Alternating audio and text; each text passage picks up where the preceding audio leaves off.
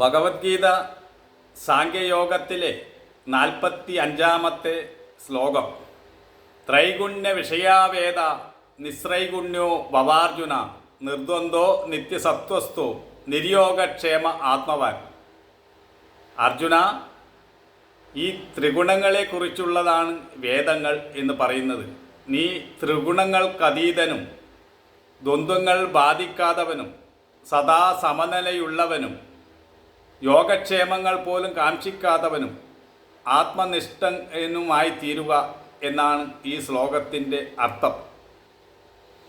ഈ പ്രപഞ്ചത്തിന് ആധാരഭൂതമായിരിക്കുന്നത് ത്രിഗുണങ്ങളാണ്. സത്വം, രജസ്, തമസ് എന്നിവയാണ് ത്രിഗുണങ്ങൾ. സത്വം, രജസ്, തമസ് എന്നീ ഗുണങ്ങളുടെ ഏറിയും കുറഞ്ഞുമുള്ള പ്രഭാവത്തിൽ സ്വാധീനിക്കപ്പെട്ട മനുഷ്യകർമ്മങ്ങളാണ് ഈ ലോകത്ത് നിറഞ്ഞു നിൽക്കുന്നത്. സത്വവും രജസും തമസും പ്രകൃതിയിൽ നിന്നും ജനിക്കുന്ന ഗുണങ്ങളാണ്. ഈ സത്വരജസ് തമോ ഗുണങ്ങളാണ് ദേഹത്തിൽ നാശമില്ലാത്ത ആത്മാവിനെ ബന്ധിച്ചിടുന്നത്. ഒരാളുടെ സ്വഭാവം എന്ന് പറയുന്നത് അയാളുടെ ഉള്ളിലുള്ള ഗുണങ്ങൾ തന്നെയാണ്. അതുകൊണ്ട് ഒരാളുടെ സ്വഭാവത്തെ നിയന്ത്രിച്ച് നിർത്തണമെങ്കിൽ അയാളിലുള്ള ഗുണങ്ങളെ ആദ്യം നിയന്ത്രിച്ച് നിർത്തണം. ഈ സത്വരജ തമോ ഗുണങ്ങൾ ഓരോരുത്തരിലും ഏറിയും കുറഞ്ഞുമിരിക്കും. ചിലരിൽ സത്വഗുണമായിരിക്കും വർദ്ധിച്ചിരിക്കുക, ചിലരിൽ രജോ ഗുണമായിരിക്കും, ചിലരിൽ തമോ ഗുണമായിരിക്കും. അതിനനുസരിച്ചുള്ള ചിന്തയും വാക്കും പ്രവൃത്തിയുമായിരിക്കും ഓരോരുത്തരിലും ഉണ്ടാവുക. ഒരാൾ സത്വഗുണം അധികമുള്ള ആളാണെങ്കിൽ അയാളുടെ ചിന്തയിലും വാക്കിലും പ്രവൃത്തിയിലുമെല്ലാം സ്നേഹവും ദയയും സേവനവും ഒക്കെ കാണും. അങ്ങനെയുള്ള കർമ്മങ്ങൾ അയാളിൽ നിന്നും പ്രവഹിക്കുന്നതുകൊണ്ട് അയാൾക്ക് തിരിച്ചു ലഭിക്കുന്നതും അതിനനുസരിച്ചുള്ള പ്രതിഫലമായിരിക്കും.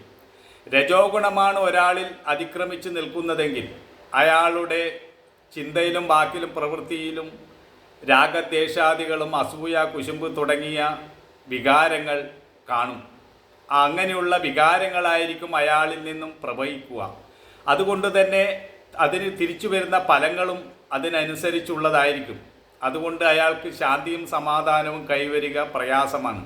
അതുപോലെ തമോ ഗുണമാണ് ഒരാളിൽ അതിക്രമിച്ച് നിൽക്കുന്നതെങ്കിൽ അയാളിൽ ആലസ്യം, അതുപോലെ ദേഷ്യം തുടങ്ങിയ വികാരങ്ങൾ എപ്പോഴും മുന്നിട്ട് നിൽക്കും. അതിനനുസരിച്ചുള്ള ചിന്തയും പ്രവൃത്തിയും അയാളിൽ നിന്ന് ഉണ്ടാകുന്നത് കൊണ്ട് തന്നെ അയാൾക്ക് ലഭിക്കുന്ന ഫലങ്ങളും അതുപോലെ ആയിരിക്കും. ഇങ്ങനെ ത്രിഗുണങ്ങളിൽപ്പെട്ട് മനുഷ്യൻ്റെ കർമ്മം അവന് തന്നെ സന്തോഷവും സന്താപവും ഒക്കെ ഉണ്ടാക്കുന്നു. ഇതെല്ലാം ഗുണങ്ങളുടെ പ്രവൃത്തിയിൽ നിന്ന്, ഗുണങ്ങളുടെ പരിണാമത്തിൽ നിന്നും ഉണ്ടാകുന്നതാണ്. അതുകൊണ്ട് ഈ ഗുണങ്ങളെയെല്ലാം അതിജീവിച്ച് നിൽക്കുവാനാണ് കൃഷ്ണൻ അർജുനനോട് പറയുന്നത്. ഗുണാതീതനായി നിൽക്കുക, അതാണ് നിർദ്വന്ദ്വാവസ്ഥ എന്ന് പറയുന്നത്. നിരന്തരമായ യോഗസാധനയിലൂടെ ഈ ഗുണങ്ങളെ അതിക്രമിക്കാൻ കഴിയുമെന്ന് ഗീതയിൽ ആവർത്തിച്ച് പറയുന്നുണ്ട്. ഈ ഗുണങ്ങളെ അതിജീവിച്ച് നിൽക്കണമെങ്കിൽ നല്ല ഇച്ഛാശക്തിയോടുകൂടിയ സാധന വേണം. കഠിനമായ പരിശീലനാഭ്യാസത്തിലൂടെ കടന്നു പോകുന്ന ഒരാൾക്ക് ഗുണാതീതനായി തീരാൻ കഴിയുകയുള്ളൂ. ഗുണങ്ങൾ ഏത് നിമിഷവും നമ്മെ കീഴ്പ്പെടുത്തും.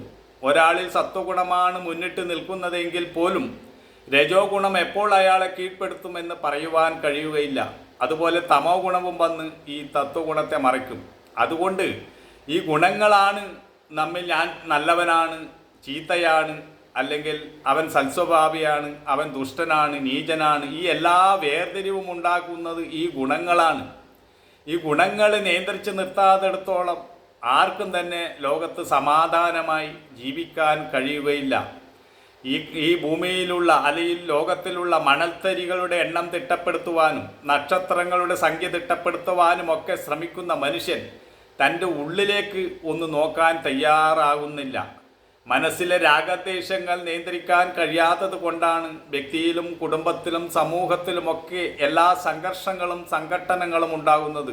യുദ്ധങ്ങളും കലാപങ്ങളും ഒക്കെ ഉണ്ടാകുന്നത് മനുഷ്യനിലെ ഗുണങ്ങളെ നിയന്ത്രിച്ച് നിർത്താൻ കഴിയാത്തത് കൊണ്ടാണ്. അതാണ് ഇവിടെ പറയുന്നത്. ഞാൻ പുണ്യം ചെയ്തു, ഞാൻ പാപം ചെയ്തു, ഞാൻ നല്ലവനാണ്, ഞാൻ മോശമായിപ്പോയി, ഞാൻ പാപിയായിപ്പോയി, ഇത്തരം ചിന്തകളൊക്കെ മനസ്സിലുണ്ടാകുന്നത് ഈ ഗുണങ്ങളുടെ പരിണാമം കൊണ്ടാണ്. ഈ ഗുണങ്ങളെ അതിക്രമിക്കാൻ കഴിയണം, ഗുണാതീതനായി തീരണം. ഇതാണ് ഗീതയിലെ അങ്ങോളം ഇങ്ങോളം കൃഷ്ണൻ പറയുന്നത്. ഈ ഗുണങ്ങളിൽപ്പെട്ടാണ് മനുഷ്യൻ എല്ലാ തെറ്റുകളും ചെയ്യുന്നത്. ഒരുവൻ്റെ മനസ്സ് എന്ന് പറയുന്നത് അവൻ്റെ ഉള്ളിലുള്ള ഗുണങ്ങൾ തന്നെയാണ്.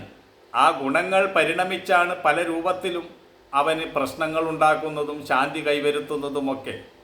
അതുകൊണ്ട് നമുക്ക് പ്രതികൂലമായോ അല്ലെങ്കിൽ അനുകൂലമായോ ഉള്ള സാഹചര്യങ്ങൾ ഈ പ്രകൃതിയിൽ നിന്നും വരുമ്പോൾ മനസ്സ് ചലിക്കാതിരിക്കാൻ കഴിയണം. അങ്ങനെ മനസ്സിനെ ഏകാഗ്രമാക്കി ഉള്ളിൽ തന്നെ നിയന്ത്രിച്ച് നിർത്താൻ കഴിയണം. ബാഹ്യ സാഹചര്യങ്ങൾ ചിലപ്പോൾ അനുകൂലമായി വരാം, പ്രതികൂലമായി വരാം.